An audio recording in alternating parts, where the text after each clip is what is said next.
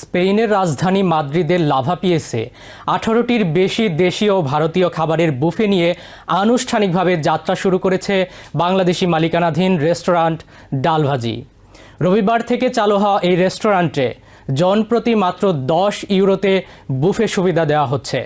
বুফেতে রয়েছে সাদা ভাত, পোলাও, চিকেন ও বিফ বিরিয়ানি, ডাল মাখানি, শাহি মোগলাই সবজি, জালি কাবাব, চিকেন পাকোড়া, সালাদ, লেমন, মিট, ম্যাঙ্গো লাচ্ছি, পায়েস ও তরমুজ সহ নানা ধরনের খাবার। রেস্টুরেন্টের মালিক মোহাম্মদ আবুল হোসেন জানান, প্রতিদিন দুপুর 1টা থেকে সন্ধ্যা 6টা পর্যন্ত এবং রাত 9টা থেকে 12টা পর্যন্ত বুফে পরিবেশন করা হবে।